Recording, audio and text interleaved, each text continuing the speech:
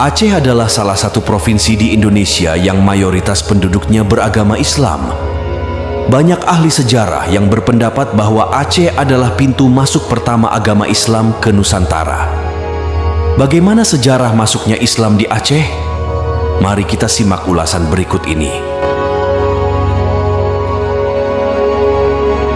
Pra-Islam. Sebelum masuknya Islam, Aceh diperkirakan telah mengenal pengaruh Hindu dan Buddha.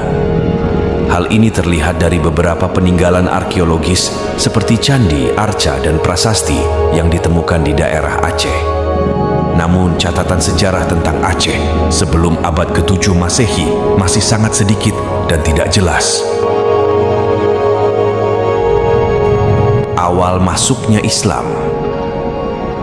Islam pertama kali masuk ke Aceh pada abad ke-7 atau ke-8 Masehi melalui jalur perdagangan maritim.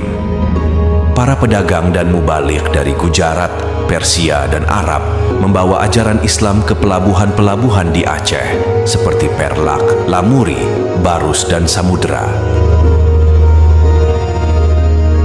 Mereka juga menikahi wanita setempat dan membentuk komunitas Muslim.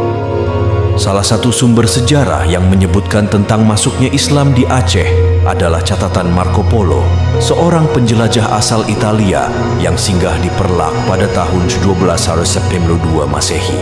Ia menyatakan bahwa negeri itu sudah menganut agama Islam 12. Sumber lain adalah Ibnu Battuta, seorang musafir asal Maroko yang mengunjungi Samudra Pasai pada tahun 1345 Masehi. Ia bertemu dengan Raja Malik Al-Zahir yang merupakan penguasa Muslim pertama di Nusantara III. Perkembangan kerajaan Islam. Setelah masuknya Islam, muncul beberapa kerajaan Islam di Aceh yang berperan penting dalam penyebaran agama ini ke daerah lain. Kerajaan Islam pertama di Aceh adalah Perlak yang didirikan pada abad ke-9 Masehi. Kerajaan ini memiliki hubungan dagang dengan Gujarat dan Arab, serta mengirim utusan ke Mekah IV. Kerajaan Islam kedua di Aceh adalah Samudra Pasai yang didirikan pada abad ke-13 Masehi. Kerajaan ini merupakan kerajaan Islam terbesar dan terkuat di Sumatera pada masa itu. Kerajaan ini memiliki hubungan diplomatik dengan Cina, India, dan Malaka, serta mengeluarkan mata uang emas dengan kaligrafi Arab III. Kerajaan Islam ketiga di Aceh adalah Aceh Darussalam yang didirikan pada abad ke-16 Masehi. Kerajaan ini merupakan kerajaan Islam terakhir dan terbesar di Aceh,